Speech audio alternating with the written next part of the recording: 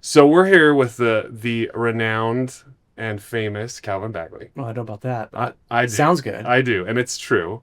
And he just wrote a best-selling author, Hiding from the School Bus, which is it will make you cry and smile and laugh at the same time. It's very moving. And if you haven't gotten a copy of it, you should.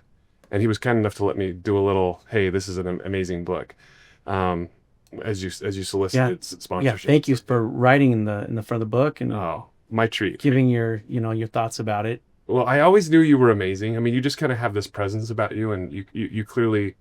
It's funny because as someone who didn't know your story, I met you. You were a choir director for church. Hmm. Yep, Great voice. my favorite thing to do at church. Yeah, I love it. Don't you love singing? I love it. Yeah, and you're a very good singer.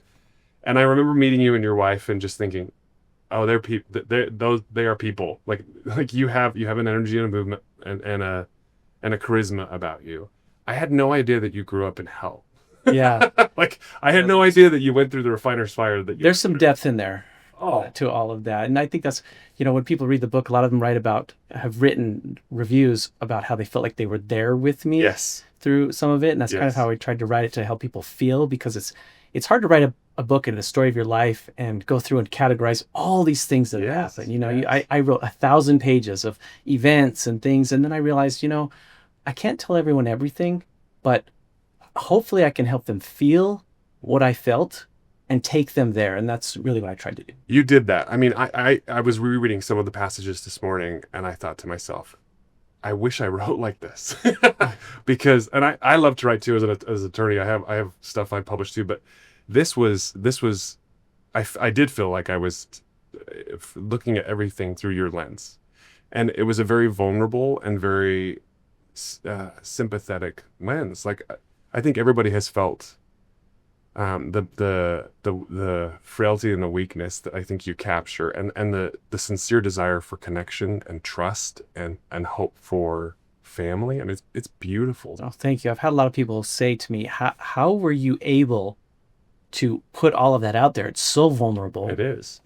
You're so open, and you really just inviting people, strangers, right into the very core of your experience and who you are and what you went through and everything. And I didn't really write it for all of the people. I wanted it to be true to what happened. I wanted it to be something that's almost like a legacy piece that I could give to my kids and to people close to me. And if more people benefited from it or enjoyed it or read it, then that was great. But that wasn't the goal. And so I think that's what helped me to be so vulnerable and just really share what the experience was. Yeah, I mean, I love that you did that. I feel like you have been through the refiner's fire. The oil of your soul was purified through these experiences, and you poured out who this oil, this presence of Mhm. who you are.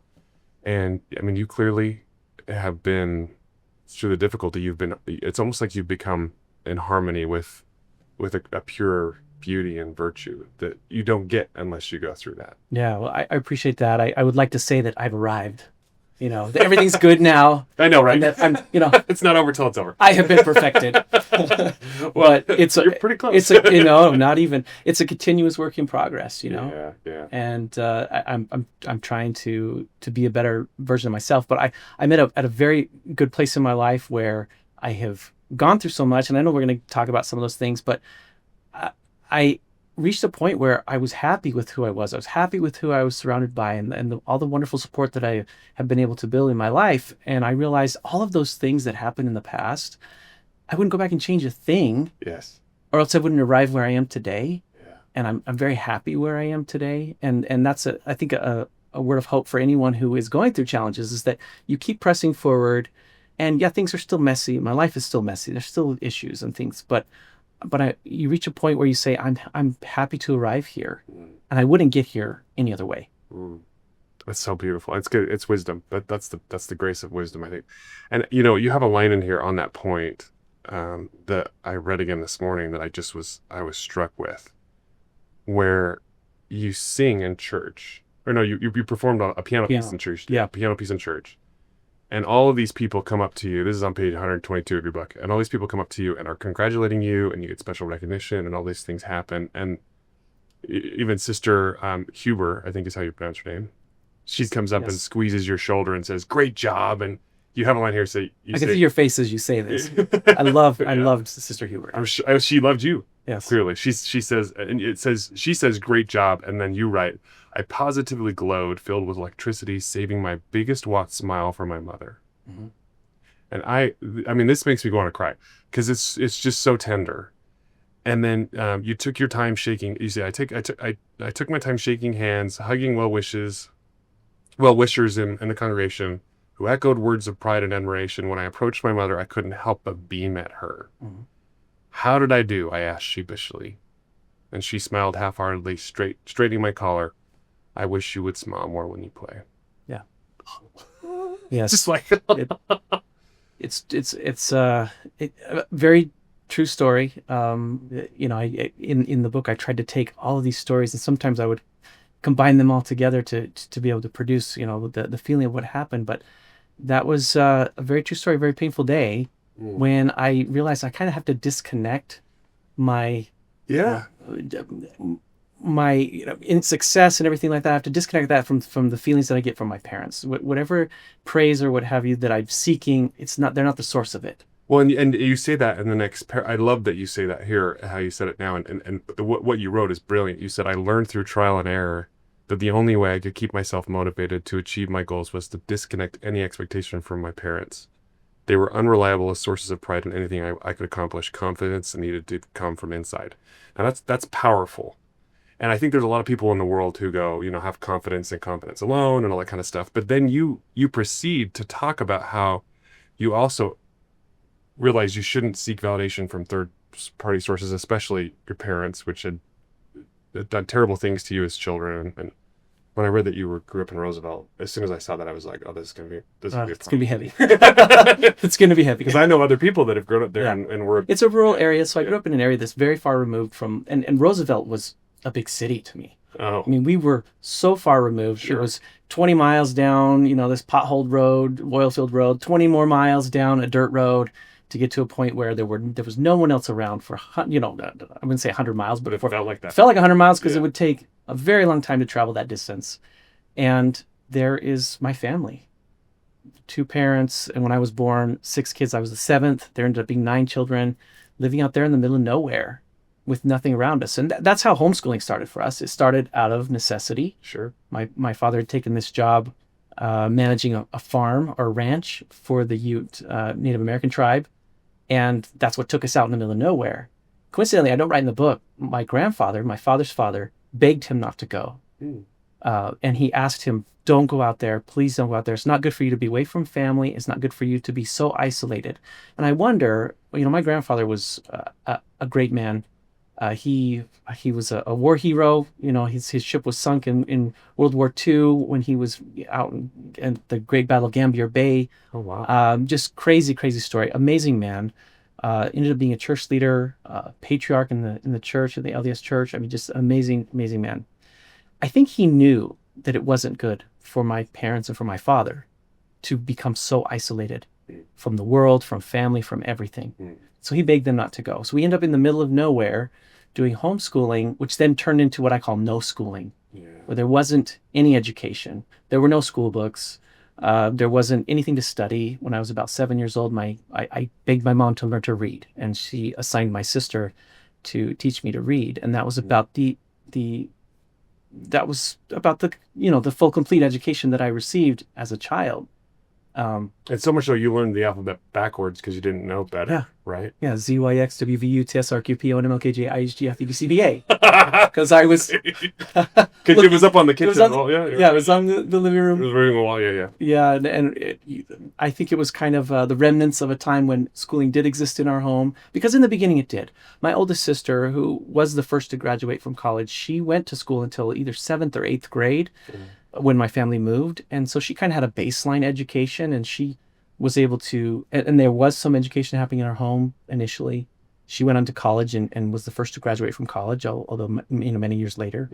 But there just wasn't education in the home, and then that turned into more and more extreme, what I call boutique Mormonesque beliefs. Sure. Things like chocolate is evil. Yeah. It's not. It's great. It's wonderful. Wearing shorts, even for boys, that was too revealing. Yeah. So you couldn't do that, and many other things that just would make people scratch their head. That became almost religious. That, well, not almost, literally religious. We would go to church on Sunday, come home, and mom and dad would talk about all of the people at church and how wrong they were about so many things. And so it was their more extreme view on Christian religion. Yeah, which is a very difficult experience for you, because how do you find a place to be anchored, right? How do you find a place to be where it's stable psychologically, emotionally? But so what did you? I mean, and you get into this in the book a little bit. What anchor did you find as you went through these experiences? What was it that kept you grounded? Because we all need something to be tied to, and it wasn't your parents. What was it for you? It was a little bit of a lot of things, God being the most of all those things, but a little bit of a lot of things. There's moments of grace from my siblings, my sister teaching me to read, my sister Cynthia acting instead of my mother providing me mothering and love when I was young. So there's my siblings providing opportunities and love and grace along the way. And the hidden Monopoly, is it Monopoly? Hidden Monopoly game. Monopoly was taboo. No Monopoly. It's teaches the evils of love of money and capitalism. All of my favorite topics today. Yeah. So little mercies, huh? Little tender mercies along the way, and honestly, wonderful people at church. I write about my primary teacher, Wilma Robb. I loved Wilma, and I knew Wilma loved me.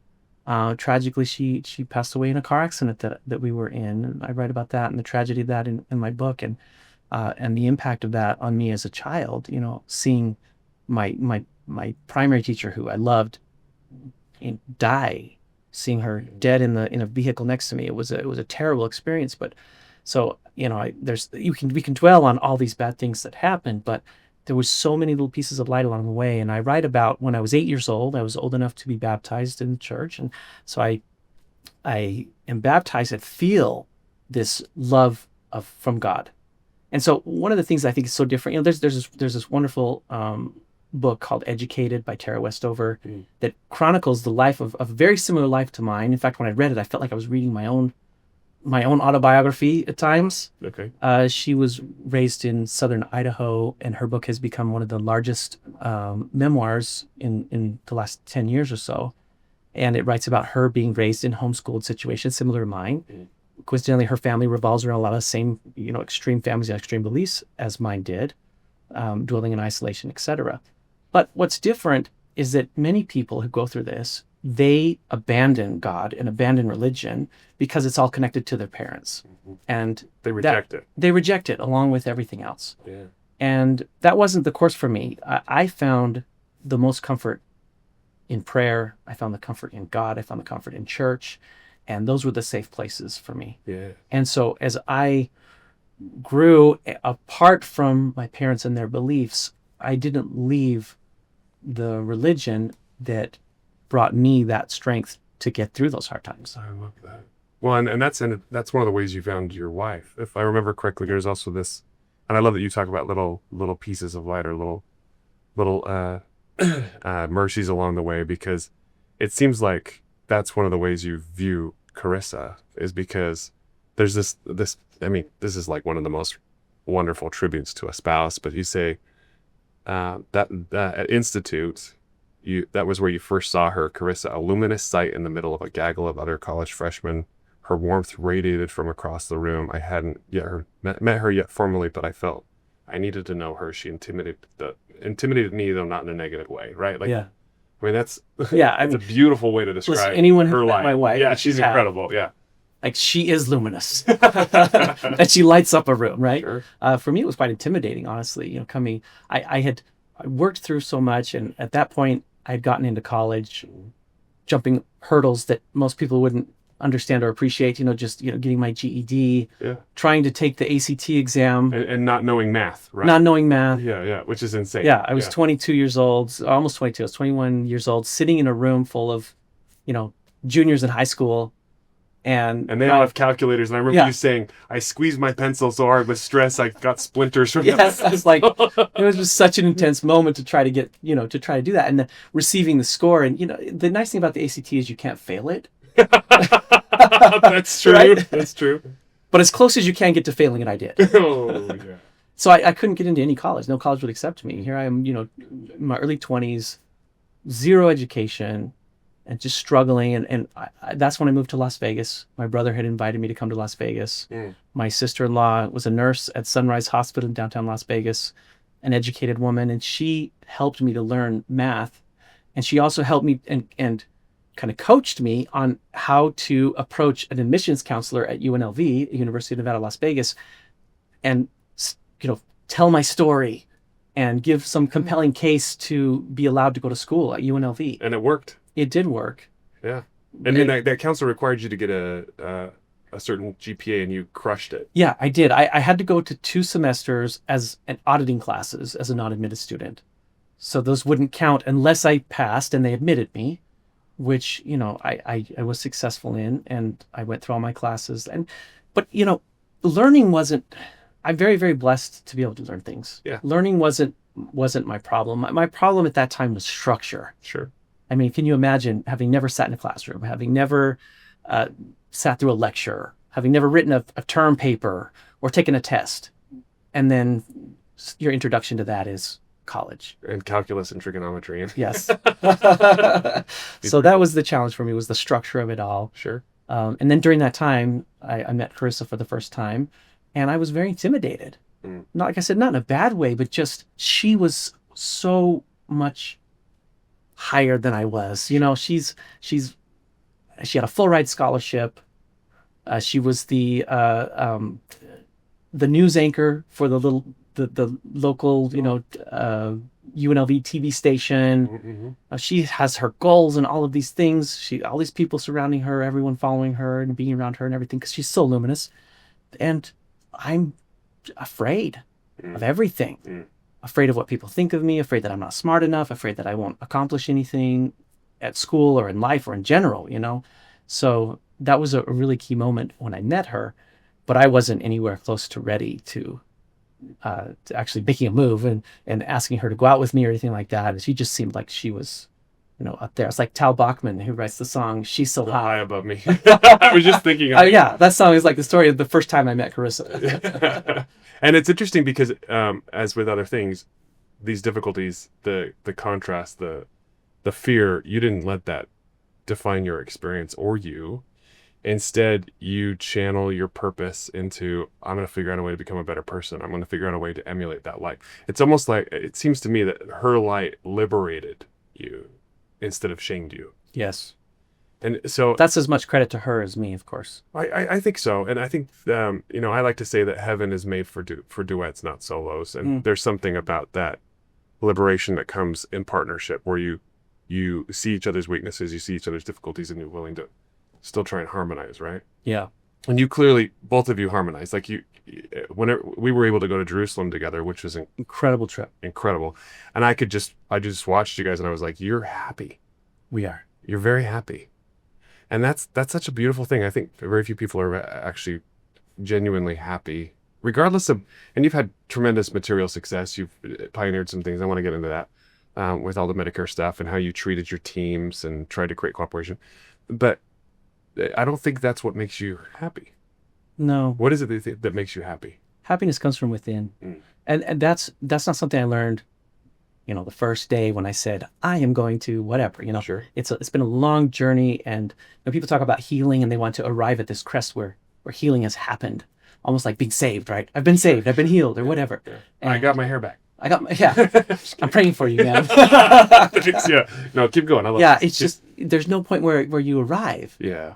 It's this constant thing, and you just have to reach a point where you say that you're happy and that you accept, right? But what does that for you? What is it that helped you accept? so it's this journey. In the beginning, I started out just trying to catch up. It was like this race where we started this long marathon, and everyone's on mile 10, and I'm back at the start. That's what it felt like. And so I was afraid to be found out.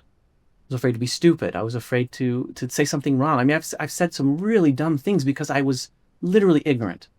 You know, I don't write about some of these things, but on my mission, there was a conversation that was happening where someone mentioned the word Holocaust. I've never heard the word Holocaust before. I don't know what that means, right? So this is an extreme example, but now think of it in like shorter terms. You know, things that happened in just culture, like Star Wars. You know, that was foreign to me. I was watching from the outside. I was born in the 70s. Wow, man. So, you know, I was there for all the big, massive Star Wars stuff, but it was happening in a world outside, and I was looking at it through a glass. And so I didn't understand. And so I was just trying to catch up. So through my 20s, especially, it was just catch up. Learn. Hunger for learning, hunger for experience, just trying to catch up. And then I reached a point where gradually, where I realized that I was seeking everyone else's approval. Back to the mom thing, right? Yes. Yeah. I didn't find approval in my parents who, you know, when I got my GED, my dad said, what do you need that piece of paper for? You just need that to say that you're smart. You know, you need them to tell you that you're smart. He didn't approve of that. And actually, when I graduated from college, he said that I looked like I was dressed in some satanic garb, you know, with my big robe and my hat. So, you know, no approval there. So I was seeking approval everywhere else. Sure. I wanted approval from friends. I wanted approval from family, from anyone. And you realize that you're very fractured eventually. You're just trying, like a mirror, for what everyone else wants and what everyone else, you know, desires. And this realization over time led me to say, who am I? I think that's the question that really started to build in me is, I know who everyone else thinks I am, but who am I? And then another question began to develop, which is, why don't I love myself? I do all these things, you know, to try to be good. I worship at church. I serve in the community. I've started a business and I'm trying to be very ethical. And then I look inside and I don't love myself. Why? Why can't I love myself?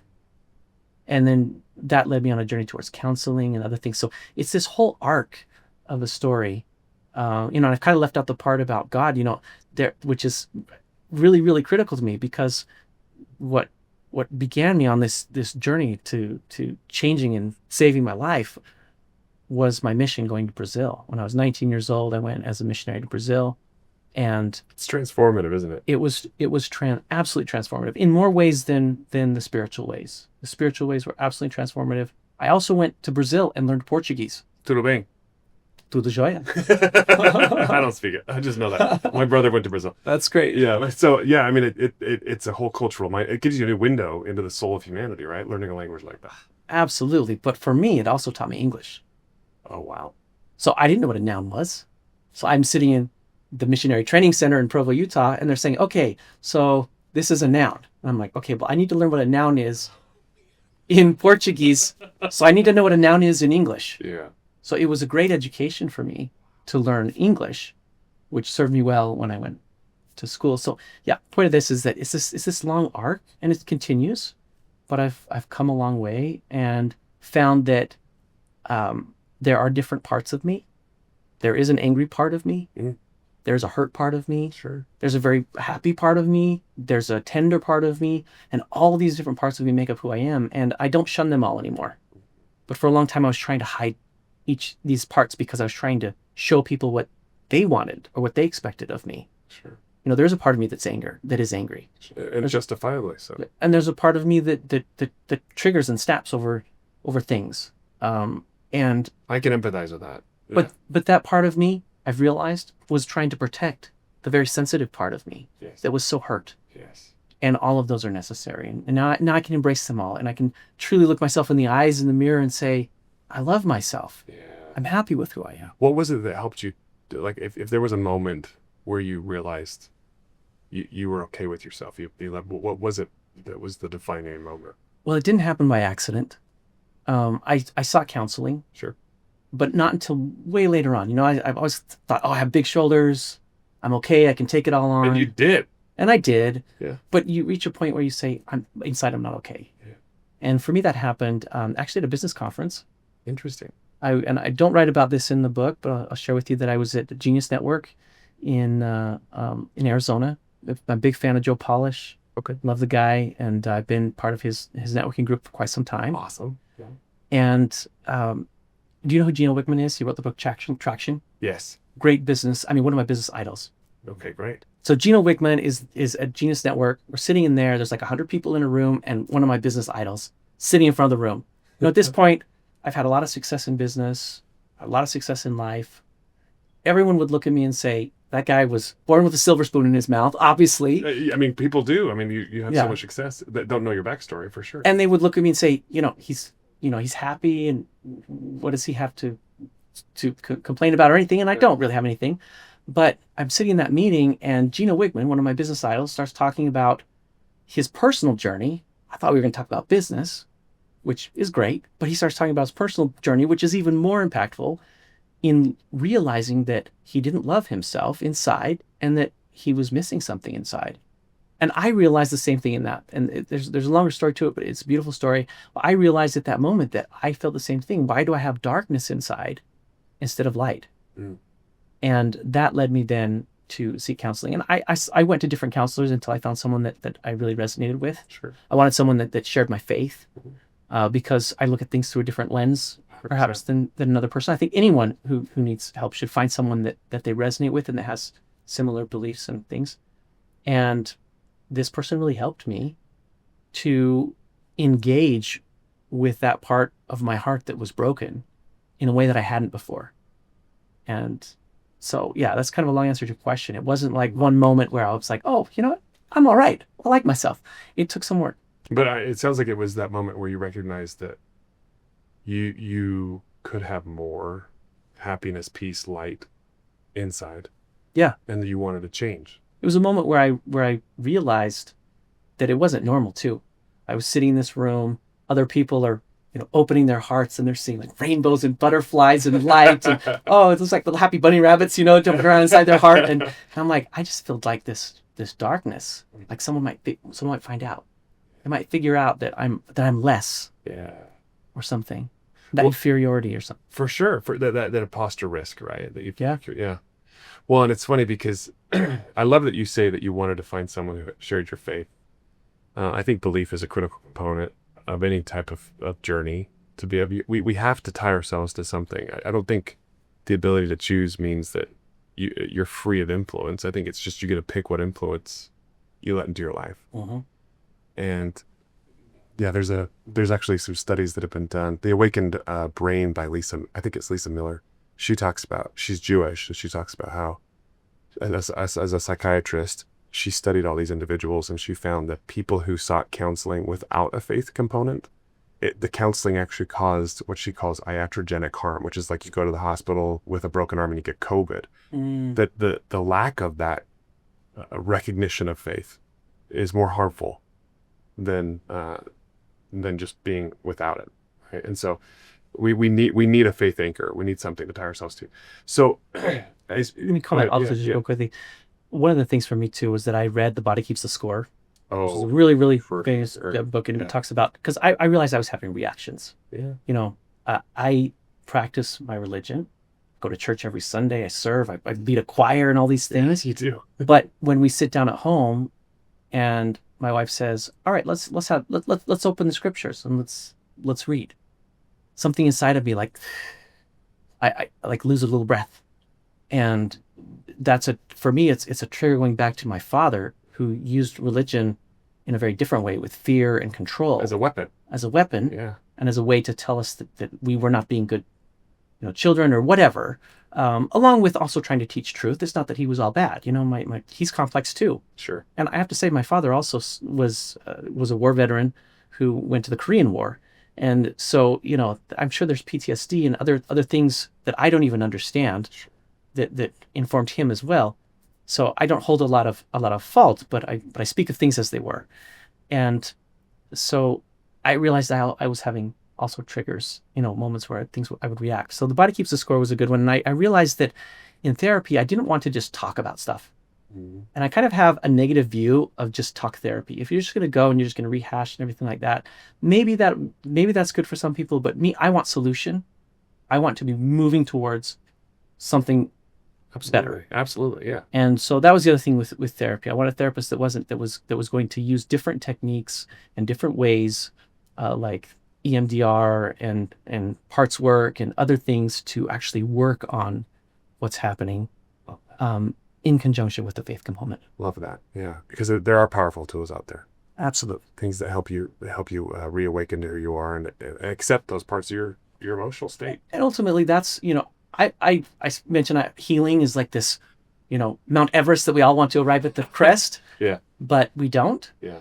But instead, what I have is a great toolbox. I have a toolbox of things to handle those moments. Do I still get the triggered, anxiety moment? I don't love the word triggered, but I relate to it. Something happens, it's like the body keeps the score. My body reacts because it feels like every time it reacts, according to the book, it's like it happened again. So it reinforces it. Yeah. So whatever, to your body, it's like it just happened again last week. It's not like it happened 40 years ago. It's like it happened last week. So it keeps it fresh. Over and over and over. And then it's happening over and over. Yeah. Right. So yeah, I realize that those things will still exist, but I have better tools to handle them. And I've been able to quiet a lot of the chatter in my mind to just be me and be happy with who I am. I love that because I believe it's allowed you, as you gain that peace and light on the inside, and those tools, those coping mechanisms that you clearly mastered or are still mastering, it allows you to change the world instead of being changed by the world. Oh yeah. And that's what you're doing. And so one of the things that you did was you brought, it seems to me, from my outsider perspective, you brought in these principles of light and unity and purpose into the businesses that you created. And instead of using fear and insecurity to motivate people, you focused on unity and helping agents be a part of your team as you did the Medicare and Medicaid businesses, correct? You want to Yes. talk about that a little bit? Yeah, absolutely. I went through kind of a career where I was a flight attendant for a while. I saw that. It's a real fun part of the book. It was. I bet you were great. Oh, yeah, man! I can pop the top of soda cans like nobody. It's like. Yeah. That was a great experience. And wow, I have so many great friends from that time, and so much life experience, and so much world experience, having been different places and cultures and things. And just you talked about that window on the world. That was a major one. Then I went into banking when I decided to get serious about life, and because I took a break from school, came back to school, eventually graduated from the University of Nevada, Las Vegas. It was over 10 years from the time I started until the time I ended. But I did it, and I'm very proud of that. And then I was working in banking, and then I went from that into insurance, and it's a whole story, and I don't even have time to write it all in the book. I mean, it could be another book unto itself. But I find myself in insurance as one insurance producer, meaning one insurance agent helping people with their Medicare. Medicare is for people who are turning 65, or certain people who have disability. If you have long-term disability or certain health conditions, then you get Medicare. So it's Medicaid is welfare. Yeah. Sometimes children, and sometimes people with low income, and sometimes you have people that have Medicare and Medicaid. Mm-hmm. But my focus was for people who are basically going to retirement. And what would their health insurance be? A lot of people think, oh, when I get Medicare, that's going to take care of everything. But it's kind of like buying a car. When you buy a car, you're required to get insurance on your car, right? Sure. Everyone has to have a minimum amount of insurance. Well, believe it or not, Medicare's the same way. On Medicare, you're actually required to get some insurance from an insurance company, or else you don't have drug coverage and other things. And so I started to do that, literally sitting at people's kitchen tables in their homes, explaining it to them, going into the details, helping them choose what type of plan they want, and then receiving compensation as a Medicare insurance agent on enrollment, helping people enroll in plans. And Commission-based structure. Mm-hmm. Which is risky. Oh, yeah. Yeah. I've never been risk averse. Sure. No, you have not. But I'm methodical. Yeah, I don't just jump right in. Well, I don't know. Sometimes. I've done that a few times. That's fair. I write about jumping into the lake, not knowing how to swim, when I'm, and almost drowning when I'm a teenager. So sometimes I might just jump right in, let's be honest. But I try to be, thoughtful about it. Sure. So I start selling insurance as one person and realize that it's this really, insurance is an interesting place. I'm sure it can be compared to a lot of things, but there can be a lot of selfishness in insurance. I am one producer or insurance agent. All of my livelihood is based on commissions. I have my clients and my leads and my commissions. It's very, very selfish. Sure. And people can get really isolated. And you could draw a lot of parallels between what I kind of initially experienced in insurance and the world that I grew up in of isolation.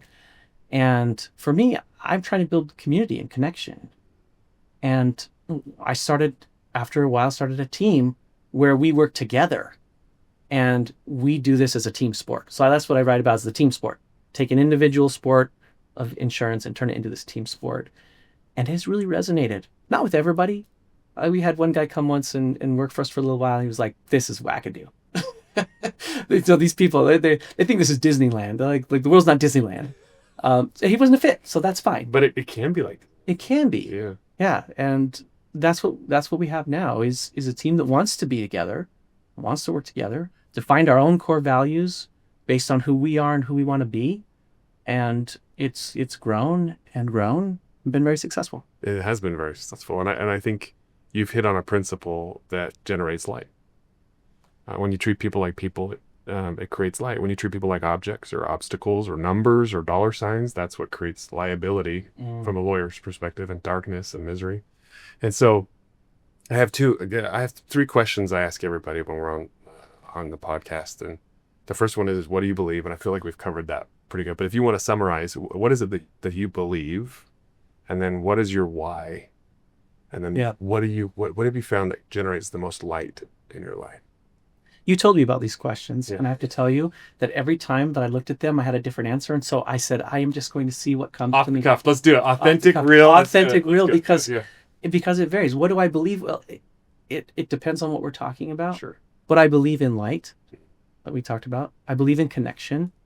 I believe that isolation is dangerous. That whether it's isolation, you can be surrounded by people and be in isolation. I was for a long time. I ran from relationships for a long time. All through my 20s is a story of me running from relationships, not realizing it, running from connection, because I was afraid that if someone saw the real me, they wouldn't love the real me. And so, so I believe in those things. I believe that there is power that we can tap into that is so much greater than us.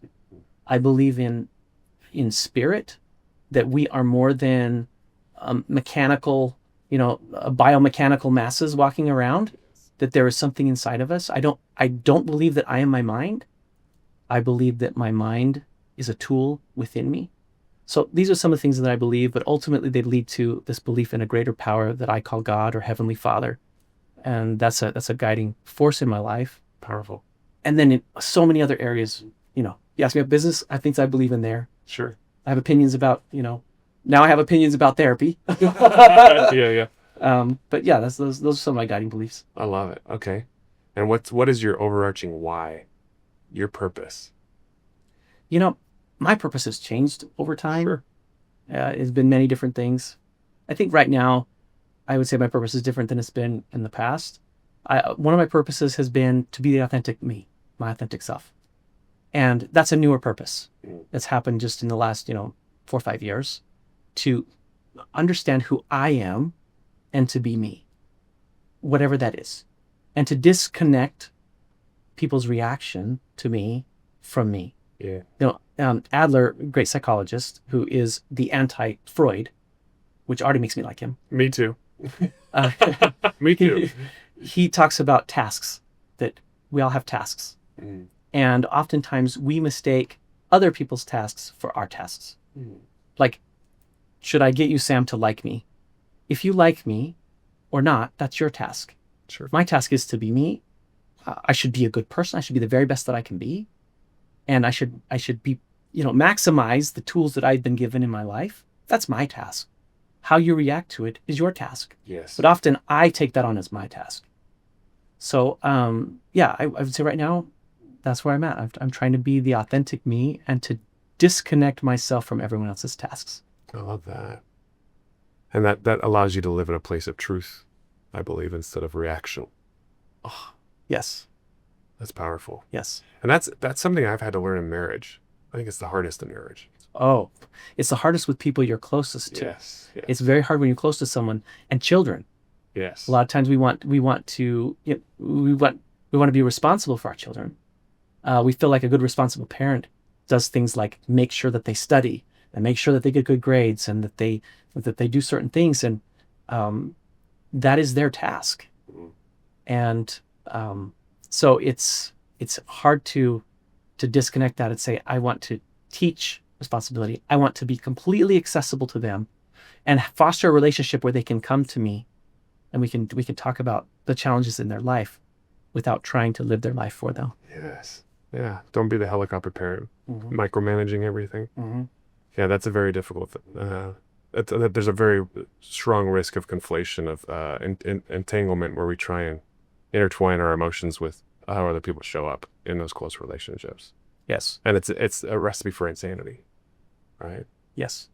I love seeing it in your book, and I started feeling this too right before COVID hit. That if you define yourself by anything other than your relationship with God, that's how I tell it to myself, and then your other close relationships, your important relationships. If you define yourself by anything else, you will go insane. Mm-hmm. That nothing else is stable. Everything else is dust. That's Yeah. the level, right? Oh yeah, and certifiably you will go insane because it puts so many voices in your head. Yes. You hear what everyone else you think that they're thinking, you think that they're saying, and your own voice in your head. Like people talk about hearing voices. Yeah, you've got to find a way to quiet that. My way to quiet the voices, I learned from a great, Eckhart Tolle. Oh yes. Oh, I love his The Power of Now is my favorite book of And his. didn't he also write?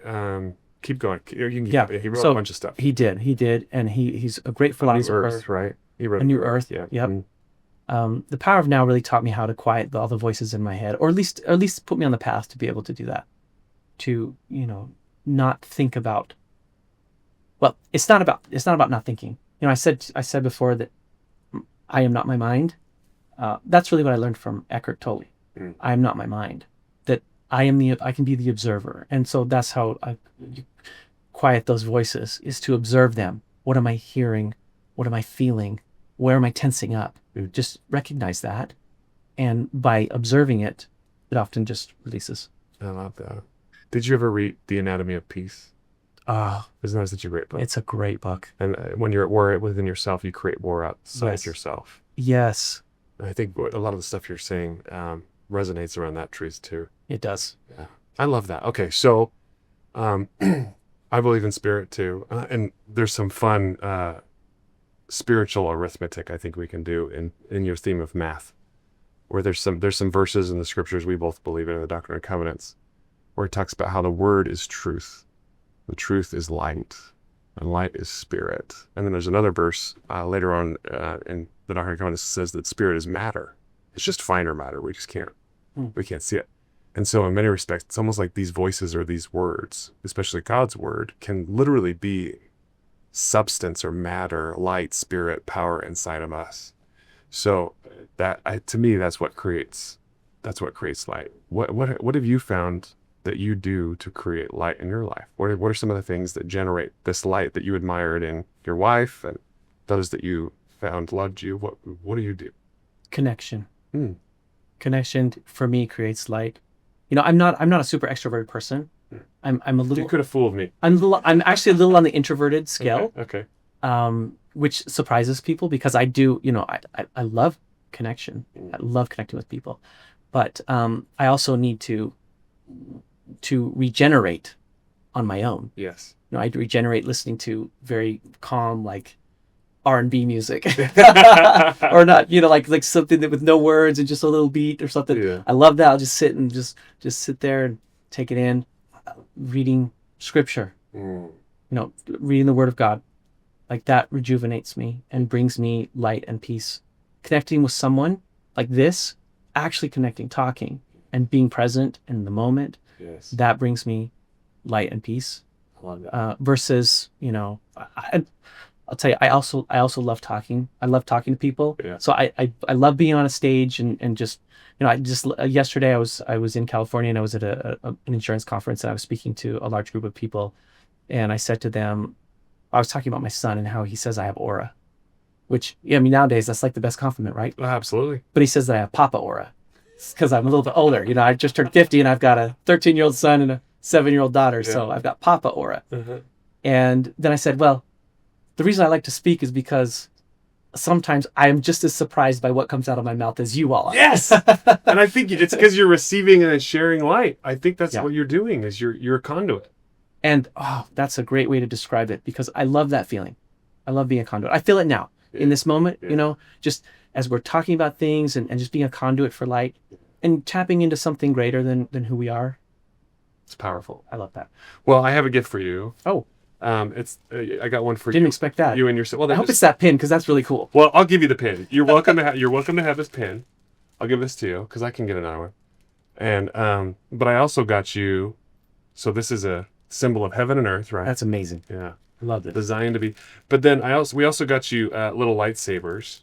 Oh, a green and a pink. that's fantastic. These light up with you. A reference to the book too. I love it. Right? Talking about lightsabers. Yes. In the Well, I think Star Wars. and I think you're also a human lightsaber in a beautiful way. Thank you so much. Because you do have aura, and so does your wife, and you're changing the world, and I admire you for that, and I love you for that. So thank you for being you. And thank you so much. And if you haven't gotten a copy of this, it will make you weep and laugh and rejoice all at the same time.